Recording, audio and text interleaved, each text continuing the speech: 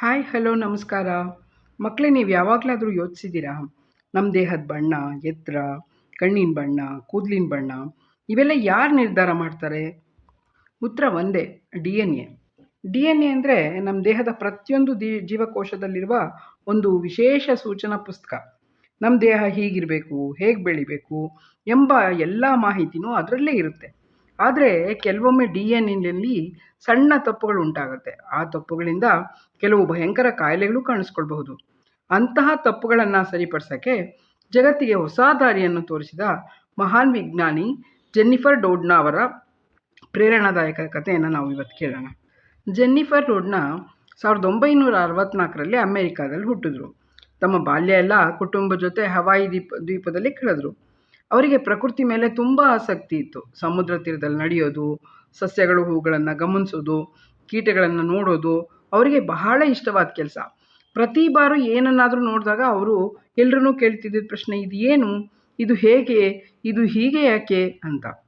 ಆದರೆ ಅವ್ರ ತಂದೆ ತಾಯಿ ಯಾವತ್ತೂ ಅವ್ರನ್ನ ಬೈತಿರಲಿಲ್ಲ. ಅದಕ್ಕೂ ಬದಲಾಗಿ, ಪರವಾಗಿಲ್ಲ, ಇಂಥ ಪ್ರಶ್ನೆ ಕೇಳೋಕ್ಕೆ ನೀನು ಯಾವಾಗಲೂ ಹೆದರಬೇಡ, ಪ್ರಶ್ನೆಗಳೇ ಹೊಸ ವಿಷಯನ ಕಲ್ತ್ಕೊಳ್ಳೋದಕ್ಕೆ ಮತ್ತು ಅನ್ವೇಷಣೆ ಮಾಡೋದಕ್ಕೆ ಒಂದು ಹೊಸ ದಾರಿ ಹುಡುಕತ್ವೆ ಅಂತ ಹೇಳ್ತಾ ಇದ್ರು. ಒಂದಿನ ಅವ್ರ ತಂದೆ ದ ಡಬಲ್ ಹೆಲಿಕ್ಸ್ ಅನ್ನೋ ಒಂದು ಪುಸ್ತಕ ಕೊಟ್ಟರು.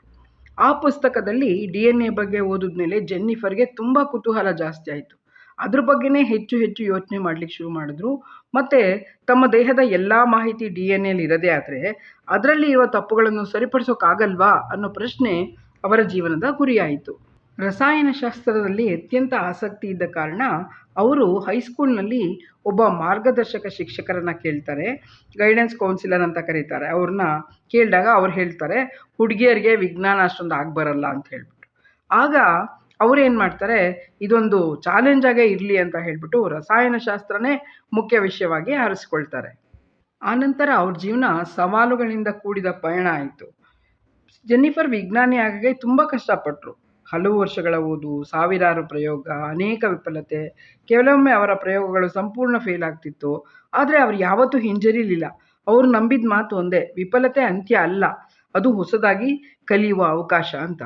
ಆ ನಂತರ ಜೆನ್ನಿಫರ್ ಮತ್ತು ಅವರ ಸಹ ವಿಜ್ಞಾನಿ ಇಮ್ಯಾನ್ಯುಯಲ್ ಶಾರ್ಪೆಂಟಿಯರ್ ಅವರು ಸೇರಿಕೊಂಡು CRISPR-Cas9 ಅನ್ನೋ ಹೊಸ ತಂತ್ರಜ್ಞಾನವನ್ನು ಅಭಿವೃದ್ಧಿಪಡಿಸಿದ್ರು. ಒಂದು ಪುಸ್ತಕದಲ್ಲಿ ತಪ್ಪಾದ ಅಕ್ಷರವನ್ನು ಅಳಿಸಿ ಸರಿಪಡಿಸುವಂತೆ ಕ್ರಿಸ್ಪರ್ ತಂತ್ರಜ್ಞಾನ ಡಿ ಎನ್ ಎ ಭಾಗದಲ್ಲಿರೋ ಭಾಗಗಳನ್ನು ನಿಖರವಾಗಿ ಬದಲಾಯಿಸಲು ಸಹಾಯ ಮಾಡುತ್ತೆ. ಅದಕ್ಕಾಗಿಯೇ ಇದನ್ನು ಜೆನೆಟಿಕ್ ಸಿಸರ್ಸ್ ಅಂತ ಕರೆದ್ರು. ಅಂದರೆ ಕನ್ನಡದಲ್ಲಿ ಜೀವನದ ಕತ್ತರಿ ಅಂತ ಕೂಡ ಹೇಳ್ತಾರೆ. ಈ ಸಂಶೋಧನೆಯಿಂದ ಭವಿಷ್ಯದಲ್ಲಿ ಅನೇಕ ವಂಶಪಾರಂಪರ್ಯ ಕಾಯಿಲೆಗಳಿಗೆ ಹೊಸ ರೀತಿ ಚಿಕಿತ್ಸೆಗಳ ಸಾಧ್ಯತೆಗಳು ಮೂಡಿದೆ. ಜಗತ್ತಿನಾದ್ಯಂತ ವಿಜ್ಞಾನಿಗಳು ಈ ತಂತ್ರಜ್ಞಾನವನ್ನು ಬಳಸಿಕೊಂಡು ವಿವಿಧ ಕಾಯಿಲೆಯನ್ನು ಇನ್ನಷ್ಟು ಹೆಚ್ಚಾಗಿ ಅರ್ಥ ಮಾಡಿಕೊಂಡು ಹೊಸ ಚಿಕಿತ್ಸಾ ವಿಧಾನಗಳನ್ನು ಅಭಿವೃದ್ಧಿಪಡಿಸಲು, ಜನರ ಆರೋಗ್ಯವನ್ನು ಉತ್ತಮಗೊಳಿಸಲು ನಿರಂತರವಾಗಿ ಸಂಶೋಧನೆ ಮಾಡ್ತಾ ಇದ್ದಾರೆ. 2020ರಲ್ಲಿ ಜೆನ್ನಿಫರ್ ಡೋಡ್ನಾ ಮತ್ತು ಇಮ್ಯಾನ್ಯುಯಲ್ ಶಾರ್ಪೆಂಟಿಯರ್ ಅವರಿಗೆ ರಸಾಯನದ ನೊಬೆಲ್ ಪ್ರಶಸ್ತಿ ಸಿಕ್ತು.